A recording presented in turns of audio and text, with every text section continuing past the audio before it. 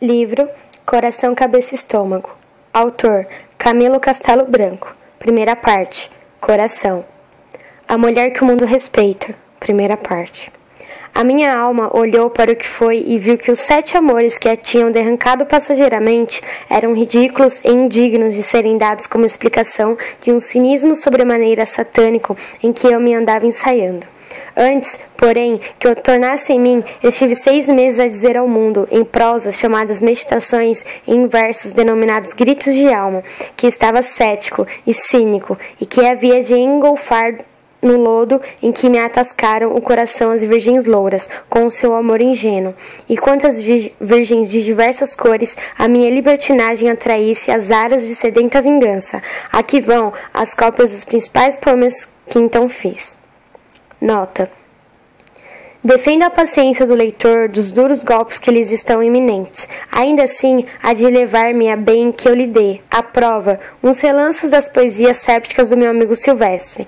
Entro pela mais filosófica.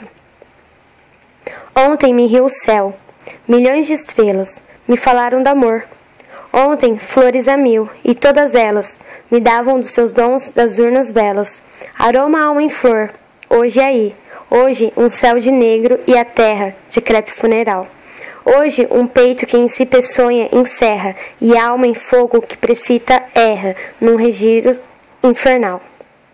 As seguintes coisas são menos inocentes.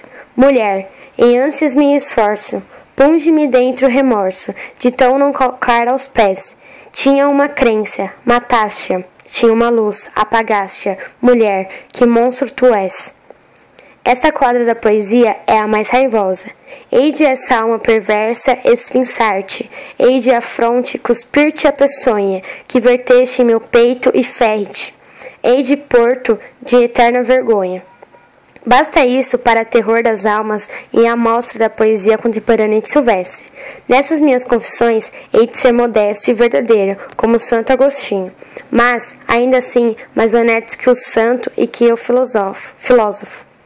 O pejo e a natural vaidade querem pôr-me mordaça, mas eu hei de espiar as minhas parvoices, confessando-as. Se por miséria minha me embaralhei e confundi com tantos e tão graúdos tolos, farei agora minha distinção pondo, em letra redonda, que ora, não me consta que algum dos meus amigos fizesse outro tanto. Na minha qualidade de cético, entendi que a desordem dos cabelos devia ser a imagem da minha alma. Comecei, pois, por dar à cabeça um ar fatal que chamasse a atenção e aguçasse a curiosidade do mundo já gasto em admirar cabeças não vulgares. A anarquia dos meus cabelos custava-me dinheiro e muito trabalho. Ia, todos os dias, ao cabeleireiro calamistrar os longos anéis que me ondeavam nas espáduas.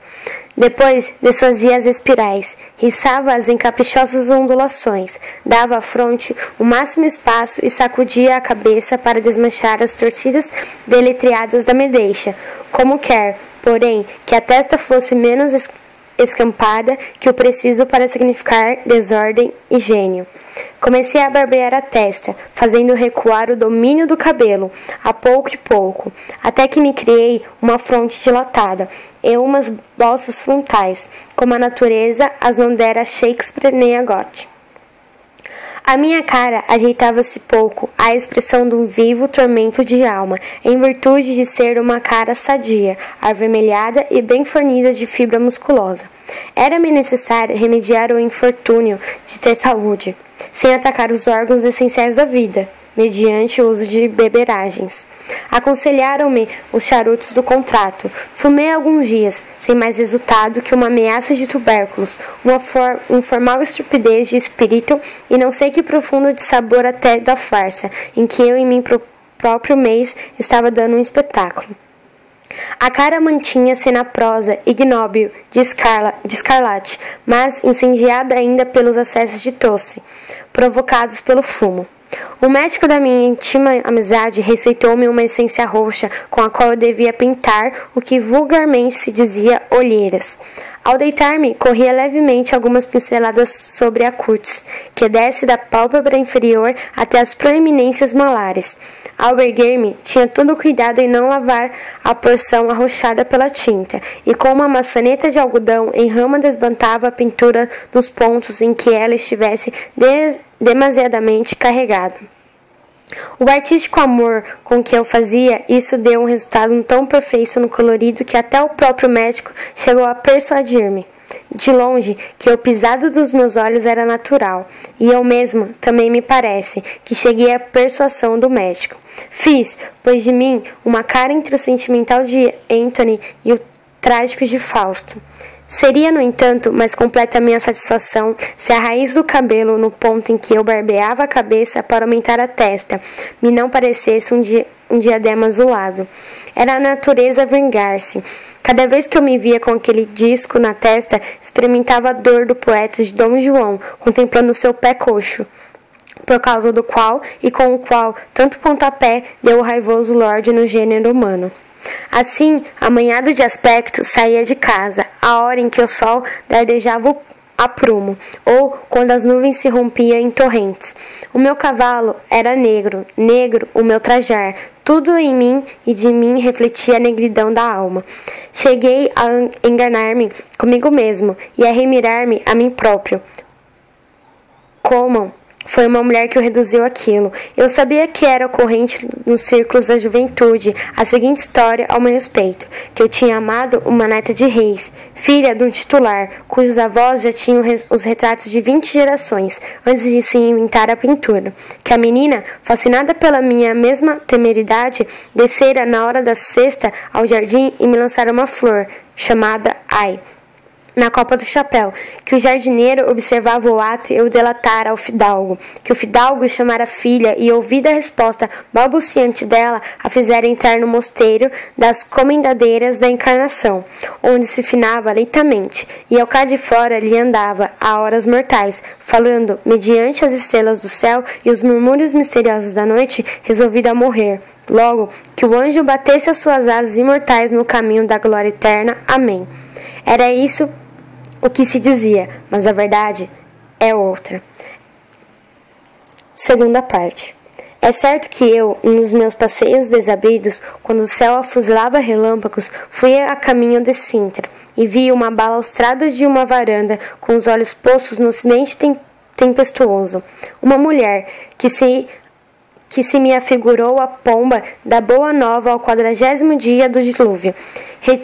Tive as rédeas do cavalo, sofrei a respiração, contemplei-a com petulância e ternura e ela foi-se embora. Tornei no dia seguinte a Benfica e vi a menina sentada na varanda a ler, com um papagaio pousado na espádua à esquerda. O papagaio tomou medo aos galões do meu cavalo, saltou-lhe do ombro para o regaço, sacudindo-lhe da mão o livro, o qual caiu à estrada por entre os balaustres. Descavalguei de um salto, apanhei o livro e esperei que um criado o viesse receber. Entretanto, abriu. Busquei o título na primeira página e achei que era O Homem dos Três Calções. Inferi logo que a dama era uma altíssima cismadora de coisas héteras. Dei o livro ao criado de libré, cor de canela, o qual, examinando o jarrete direito do meu cavalo, achou que ele tinha 2 sobrecanas. Perguntei-lhe como se chamava a dona do livro, e ele respondeu que a fidalga se chamava Paula, que era morgada, que estava para se casar e dos costumes não disse nada.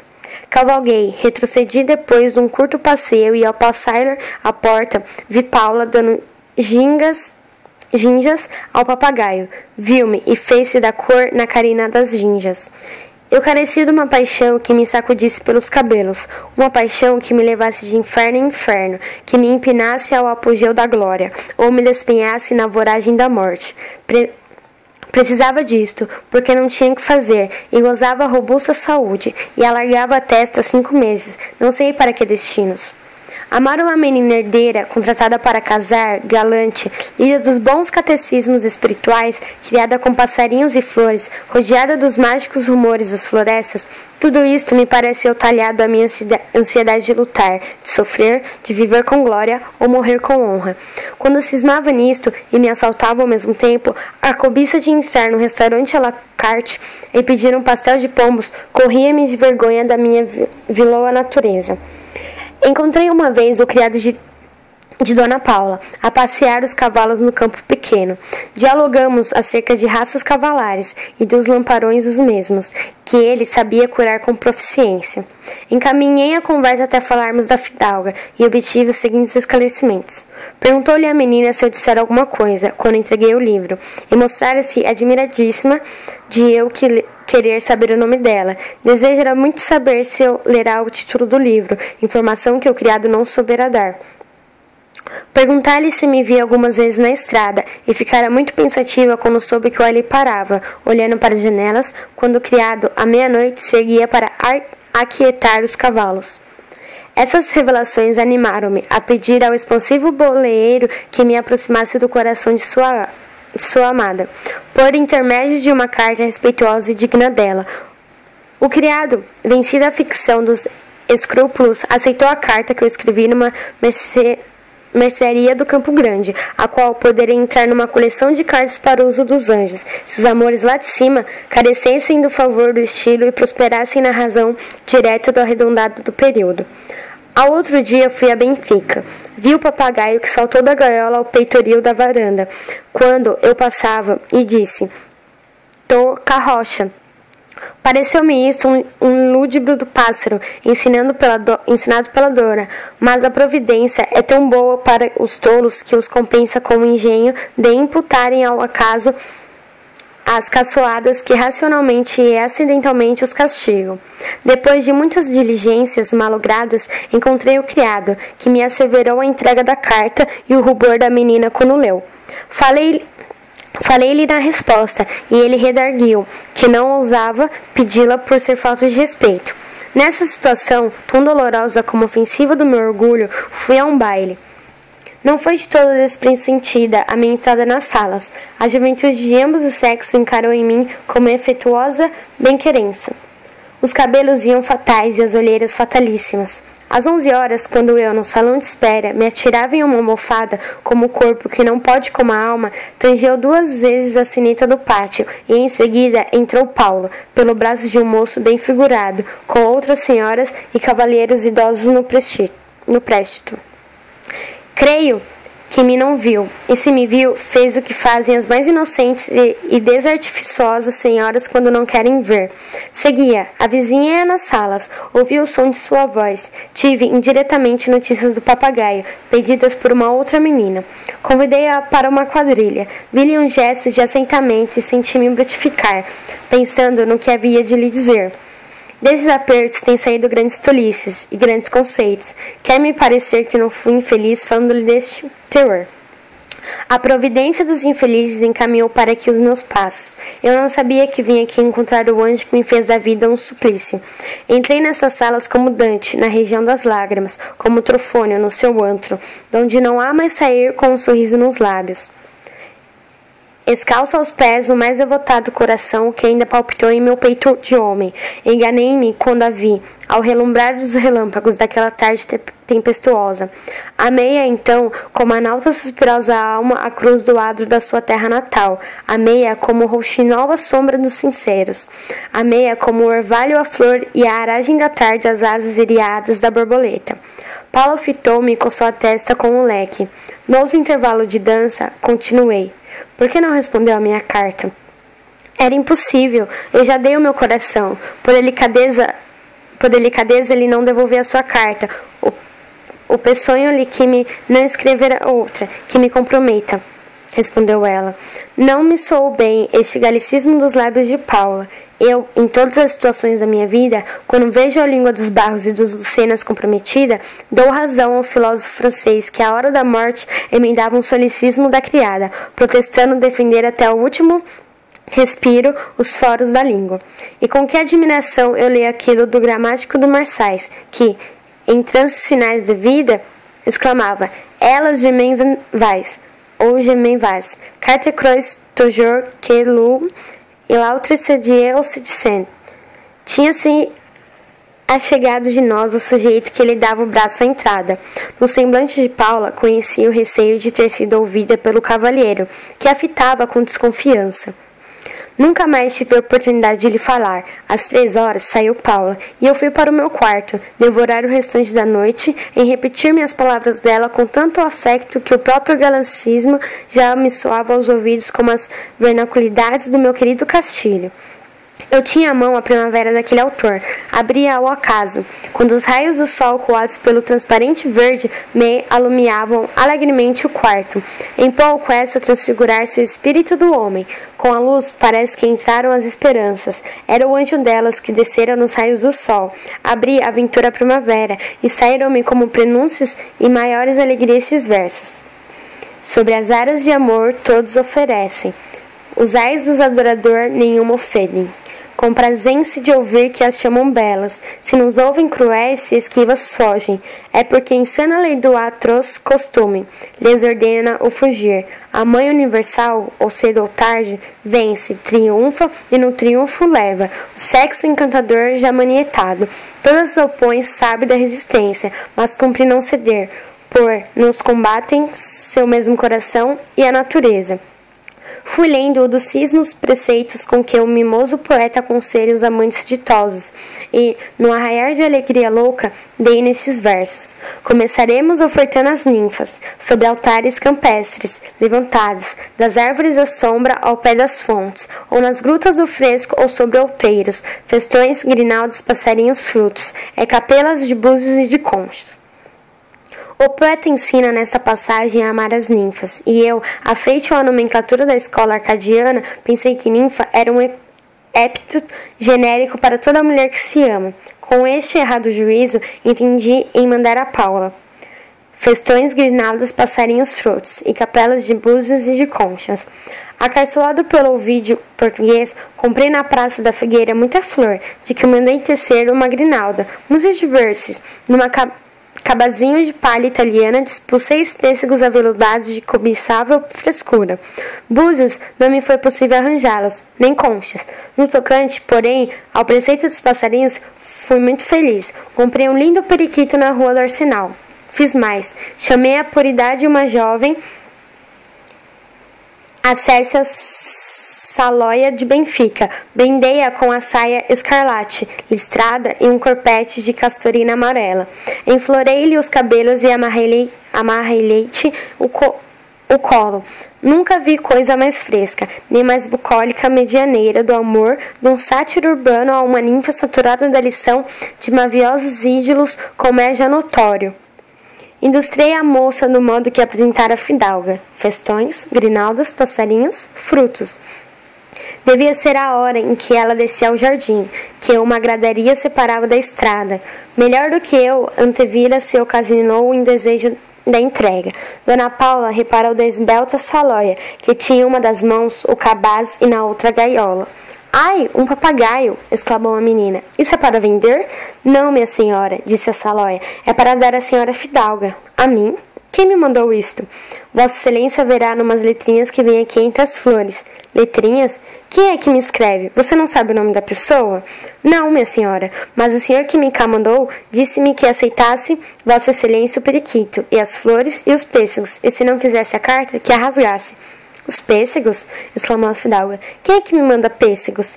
É ele, tornou a Salóia. Leve, leve, acudiu Dona Paula, que não aceito nada. Pois eu tenho ordem de deixar que fique tudo, replicou a Salóia, pousando sobre a padieira de uma porta interposta na gradaria, o cabaz e a gaiola.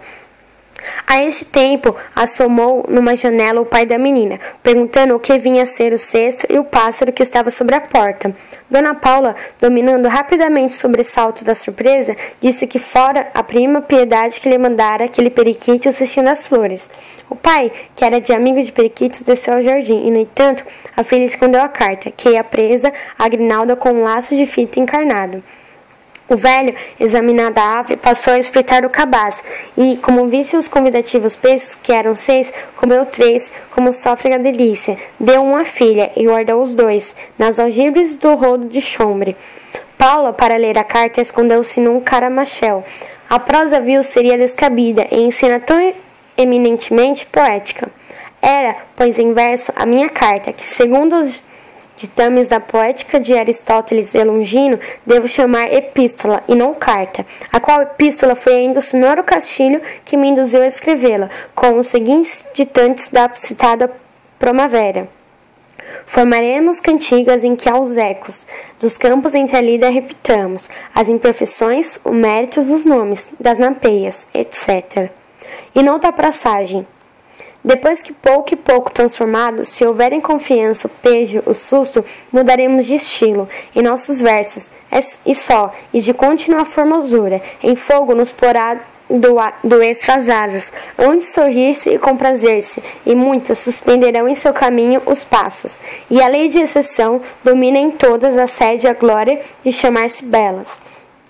Não entendi a letra do primeiro aviso, que diz formaremos cantigas. Pareceu-me que eu seria estranhamente recebido se mandasse por Benfica em serenatas. Que este século de ferro moteja com basóifia de ilustrado, ilustração oca e estéril, que funda todos um regalos corporais. Despe o coração da sua poesia nativa e tira ao amante o sua desafogo, de formar ao século, em vez de cantigas, poeteia em verso em decassílabo, predominando no sáfico, alternando com alexandrino e intercalando tudo de entrebilhos de redondilha menor. Era cataplasma para fazer supurar o coração mais cru. Quarta parte. No dia imediato fui purpureado de Cândido Pejo, passar em Benfica. Este pejo é o meu elogio, um verdadeiro amor e segunda inocência, tal máxima que eu atiro à circulação. Deve ser a defesa de muitas senhoras de certa idade e de certos costumes, que respondem com imprevistas esquivâncias às audácias de amantes, que as assediam como ares de César, cuidando que chegar, ver e vencer é tudo ao mesmo. O mundo chama matreiras a essas damas, e eu, que sei mais do coração humano que o trivial, digo e juro que é uma segunda inocência com os adoráveis sussos do pudor, que as torna esquivas. Eu tenho encontrado muito disto em peitos antigos. Se eu pudesse transfundir em corpos tenros os corações sensíveis que tenho conquistado em senhoras de umidade antiacônica, a felicidade não seria a sede de Tântalo.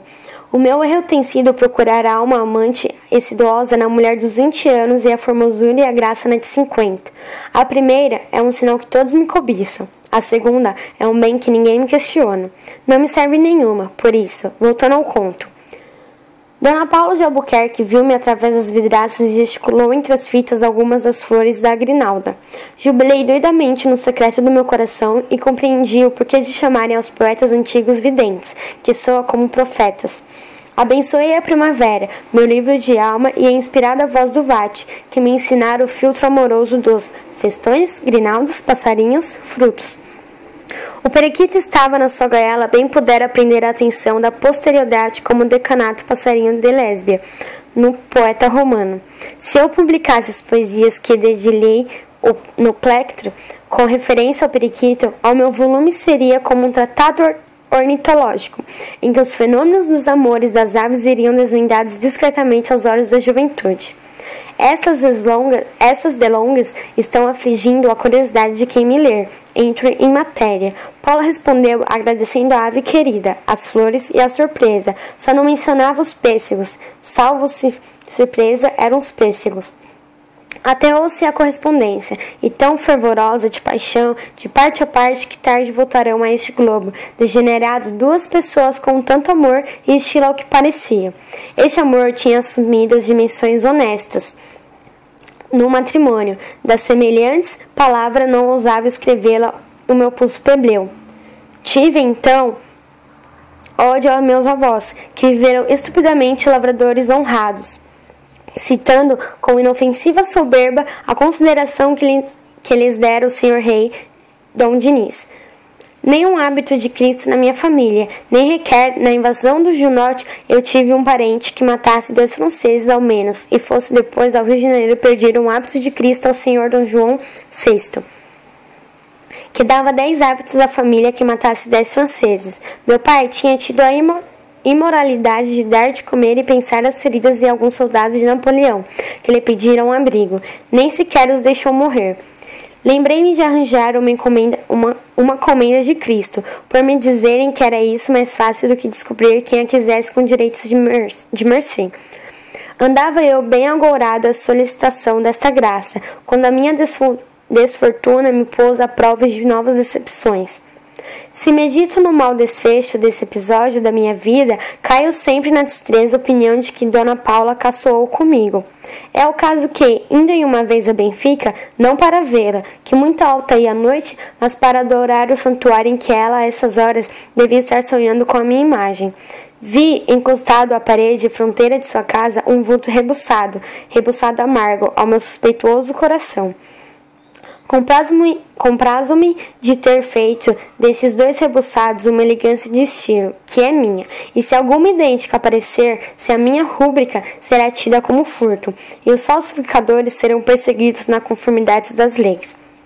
Perpassei pelo vulto humano e, lá ao longe, descavalguei, prendi as rádias e retrocedi sutilmente a espreitar o escândalo, se escândalo era, leitores, pior. O sino do mosteiro dominicano respirava pelos seus pulmões de bronze 2 horas da manhã, quando uma janela do palacete se abriu com leve humor. E a lua, sem velar de puro pejo a face, alumiou os meus olhos o rosto de Paula.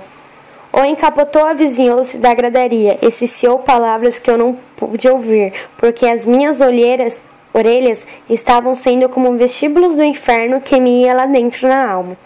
Este incomportável suplício durou 1 hora, ao fim da qual que eu era já um assassino programático daquele homem, que viera atravessar-se ao meu amor feroz de tigre. Oh! Exclamava eu no recôndito das arcades do peito. Oh! Para que vieste tu, desgraçado, assanhar a ira do homem que tem sede do teu sangue e fome das tuas carnes? Que demônio te lançou ao meu caminho, se eu hei de pôr-te um pé no peito e sacudir-te de lá o coração à cara da perjura? Não tens velha mãe que te chore, nem pai velho, que em teus braços se ampare a borda do sepulcro. Não sabias que os teus dias estão contados, e que a autora da manhã te verá a face morta, e que na tua fronte e com teu sangue escrita o mundo lerá a tremenda palavra, vingança. Oh, tu não sabias que Paula era minha como tu já agora és dos vermes, como nós 3, ela, eu e tu, todos aí, todos seremos do inferno. Disse e fui procurar o cavalo. Tinha-se desprendido e estava a espoliar-se em regaladas cambalhotas. As cilhas do selim estavam partidas, as rédeas também. A cabeçada tinha apenas 2 correias úteis. Rugi de cólera, e o cavalo, espavorido, fugiu em desapoderado galope, caminhando de Lisboa. A providência e mestre do ridículo quando quer, o meu rancor repartiu-se entre a amante de Paula e o quadrúpede fugitivo. Depois, sentei-me esfobado num degrau de escada. Olhei para a lua, olhei para mim, olhei para o selim que eu trouxera debaixo do braço e ri-me. E o meu sorriso era um espírito de ferocidade, uma dessas coisas que sente o Lúcifer quando sacode a vertigem da raiva impotente contra Deus. Eram 4 horas da manhã, quando emergi do meu letargo. Vi um padeiro que me contemplava assustado. Pedi-lhe que me levasse o selim entre a carga, e eu caminhei, admirando a impassibilidade da natureza, que parecia zombar de mim, pela voz dos seus rouxinóis, dos seus colchidos e das suas calhadas. 5ª parte. O meu cavalo, afrontando-se com a barreira, parou. Quando eu cheguei, estava ele amarrado com um cabestro às grades da porta, e os guardas escreviam um ofício ao respectivo comandante, participando da presa que haviam feito e pedindo ordens sobre o destino do vádio. Convenci os de que o cavalo oficiado era meu, pelo testemunho convincente da sela e dos fragmentos da cabeçada. Mas, Como não quisessem perder o ofício, obrigaram-me a esperar a resposta da autoridade, que houve a bem julgar-me o legal proprietário da besta. Receei que a lógica da cela não persuadisse o chefe daqueles sujeitos. Essas miudez podem enfastiar os espíritos frívolos, mas para mim tenho que os menores episódios das vidas, predestinadas a grandes destinos, são fatos ponderáveis nos ânimos reflexivos. Recolhi-me ao meu quarto, sondei as profundezas da minha alma e deste mergulho à consciência. Saí com a má cara e ideias sinistras. Eu tinha um par de pistolas de coldres, carregada muito meses antes, para carregar com a certeza de levar nelas a morte. Desfechei-as contra o saguão da casa. A detonação fez grande estrondo e causou um grande susto a uma senhora grávida que perdeu os sentidos. O marido dessa matrona era cunhado do regedor e foi queixar-se de mim como causa de um abalo que podia trazer as funestas consequências do motivo e a perda do menino, em que ele fiava as alegrias de sua velhice. A dona do hotel, quando tal soube, disse que eu era muito feliz em ter contra mim as queixas de um só dos pais daquele menino possível. Pareceu-me que essa mulher, com tal juízo sobre paternidades, ia de encontro às ideias que tenho sobre o fenômeno da geração. Ora, o regedor, nesse mesmo dia, fez-me intimar para ir à sua presença e interrogou-me. Dali fui como um cabo em ofício ao administrador, que me mandou como ofício a um cabo ao governo civil. Aqui me foi pedida a licença de usar de pistolas, e como eu não a tivesse, ia ser metido em processo. A não me valerem alguns amigos que pungiam muito com a autoridade. Vejam, que trabalhos! O menino da mulher do meu vizinho vingou, segundo vi passados tempos. Na minha vida não as quero pesar de um infanticídio involuntário. Carreguei as pistolas e fui na noite do segundo dia a Benfica, a poucos passos distante do palacete de Paula. Apeei e fiz retroceder o criado com o cavalo a esperar-me em determinado ponto. Soou meia-noite. A folhagem dos álamos rumorejava nas asas das brisas. A lua, coada por entre os dóceis de trepadeiras, mosqueava a relva dos padrozinhos ajardinados de Paula. Lá do interior vinha uma toada suave de fonte que mais parecia um gemer de saudade. A intervalos, as lufadas da viração rolavam as folhas secas, e a cigarra e o grilo pareciam se calar-se para ouvi-las. Este ouvir e sentir revigorou-me a febre da alma. Contemplei-me em minhas ferozes extensões no centro de um espetáculo tão majestoso de poesia e inspirador de pensamentos afetuosos. A razão, resgatada momentaneamente pelos bons instintos e moralizadora educação que meus pais me deram, sopesou os impetos do coração vingativo, desceu o anjo da paz à minha alma, e renasceu-me lá a esperança de encontrar alguma vez a mulher digna de mim, cuja posse me não custasse o sangue do seu semblante.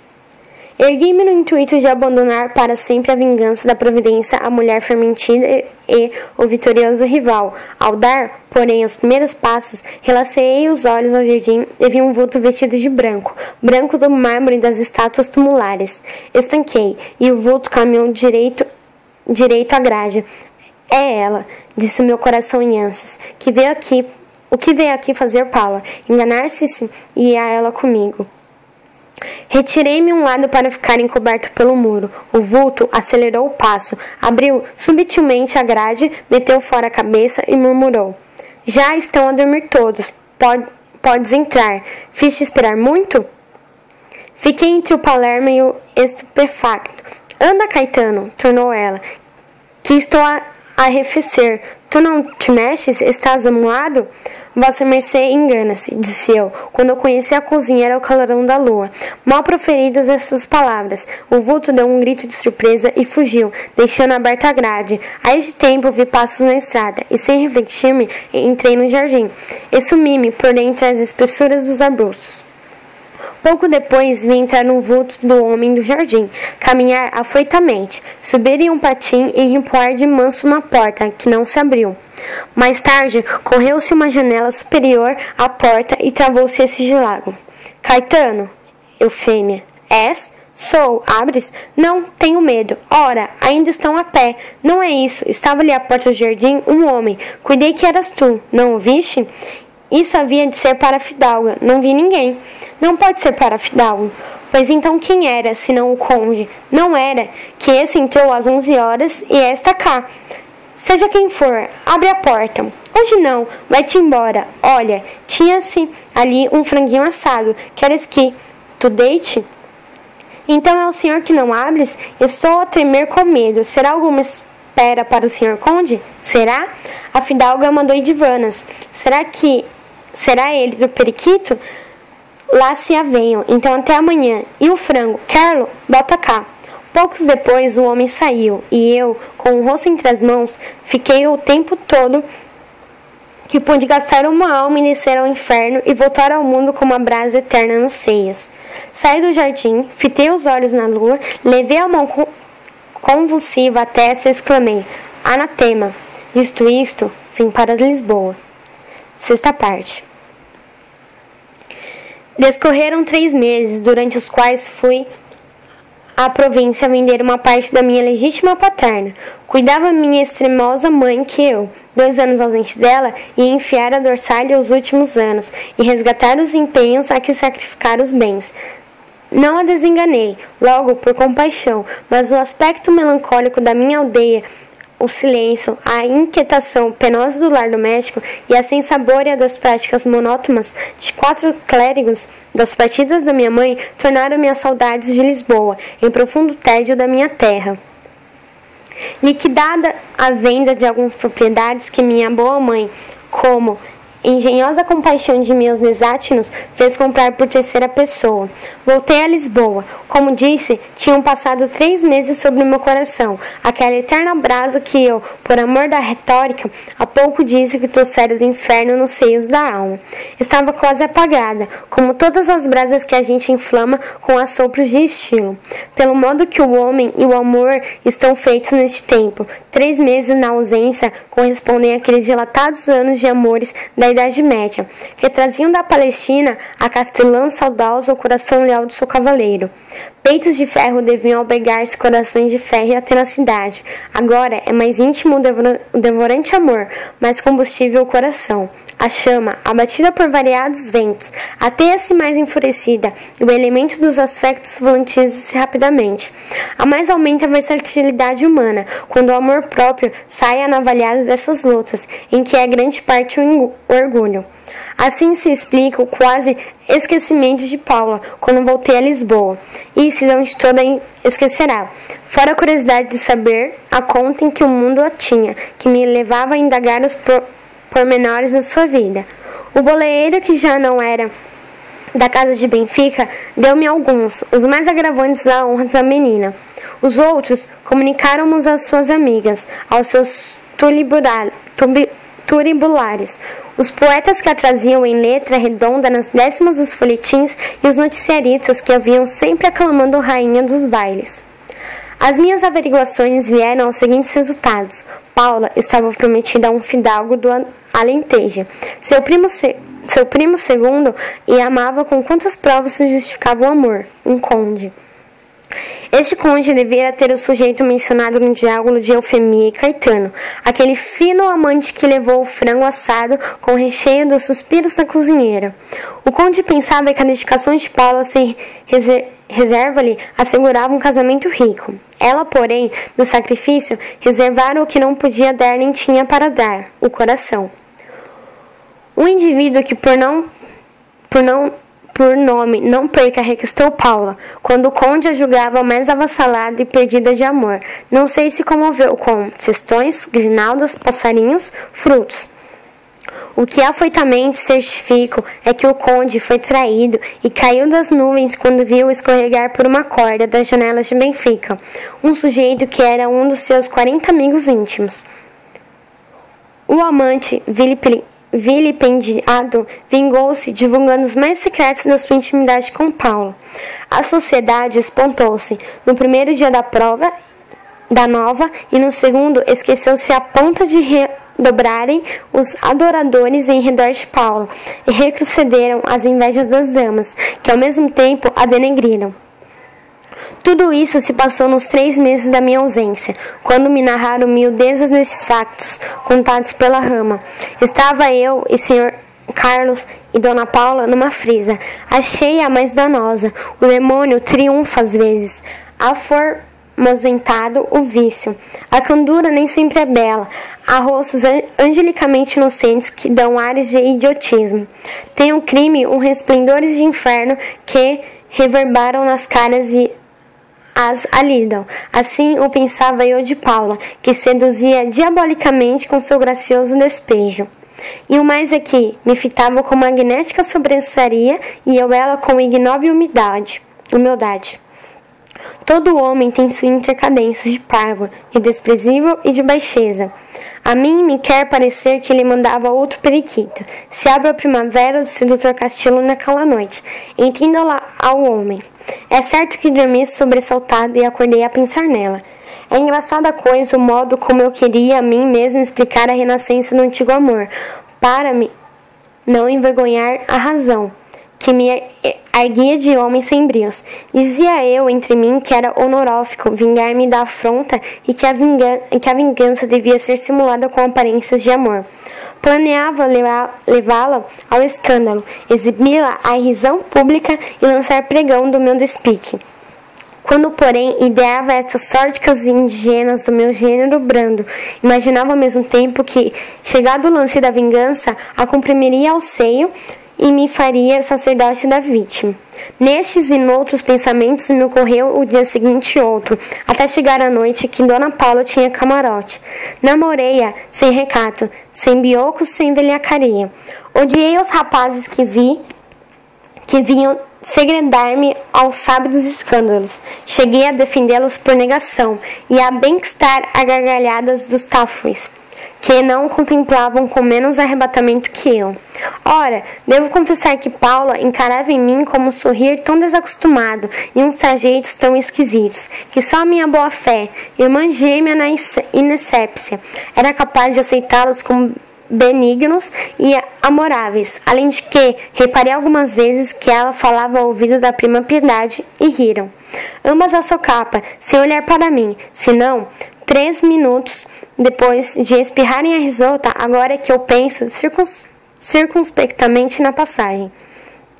Dona Maria da Piedade era uma linguageira com graça sarcástica, um folhetim de gênio mordente, temido dos elegantes, a quem ela costumava crismar com epitetos turanescos. A mim sabia eu que ela me chamava periquito, metendo a risco a dádiva sentimental que seria minha glória aos olhos de uma mulher sensível. Não duvido apostar que a leitora, se eu alguma vez tiver uma leitora, simpatizará com a minha memória por ter visto a candura elianesa de coração, com que eu ofertei a ingrata avezinha. Essas singelas do amor são as que mais esternecem as boas almas. Dei-me à leitora uma lágrima, que eu não quero outra vingança das mulheres que me escarneceram a poética simplicidade, simbolizada naquele periquito. À saída do teatro, notei que Paula me encarara com um leque de dentro da carruagem. Rarefaces, a nuvem negra da zombaria. Recolhi-me feliz ao grêmio literário e fui nesta noite eloquente em teorias de amor. Às 2 horas do dia seguinte, quando eu estava escrevendo as comoções alegres da noite desvelada, recebi uma carta da posse interna. Conheci a letra de Paula. Parou meu sangue no peito. Tremiam minhas mãos como se as tomasse o horror das profanarem a missiva do anjo. Abri e vi que eram versos. Versos? O idioma primitivo do coração, o suspiro metrificados, a expressão suprema do amor que se envergonha de expandir-se em prosa, o jubilo intruscente. Li. Alterno cantor que n'alma tem da amante o nome escrito, solitária amante envia, saudades do periquito. Será isto escárnio? Exclamei. Respondeu-me a seguinte quadra. Ao meigo vate que eu amo, com amor casto e infinito, mando um doce e ardente beijo, o saudoso periquito. Não tive alma para ler o terceiro insulto, que mais tarde pude ver. Na rocha alpestre, vaga silvestre, todo aflito, na grande testa, o vento em testa, com rouco grito, e ela gemer, e o eco a dizer, ó periquito.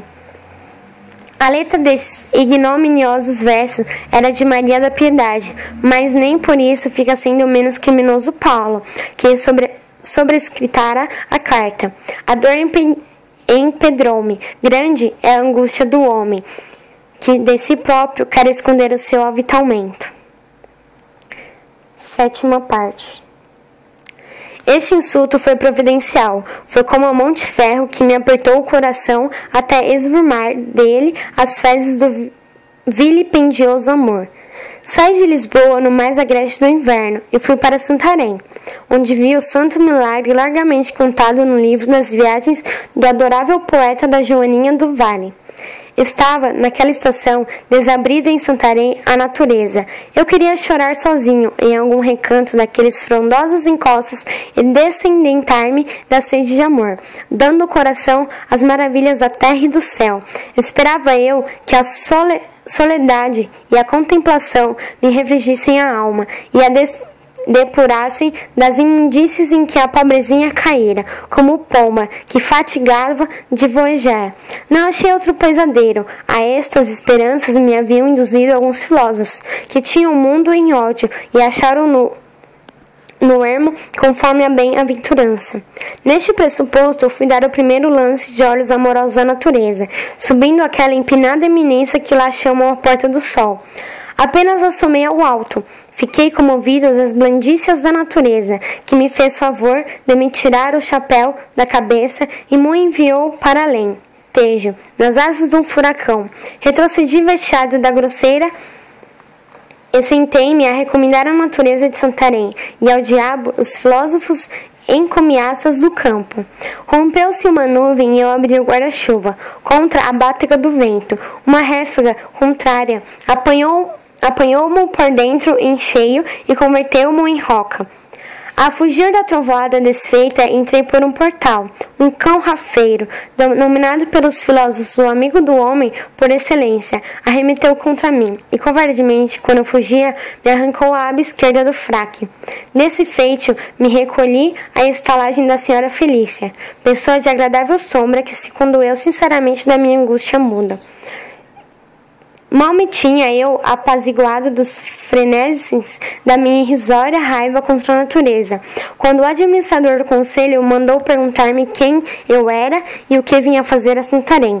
Caso não apresentasse passaporte, respondi categoricamente que era viajante e que o meu passaporte era a minha inocência das coisas alheias ao coração e o desprezo em que tinha futilidades com que a república era administrada. A autoridade, maravilhada de tão farfalhuda resposta, quis conhecer pessoalmente o discípulo de Diógenes, que disqueteava na estage da senhora Felícia, e foi procurar-me. Corremos aos braços um do outro. Tínhamos sido condiscípulos da universidade e 5 anos amigos.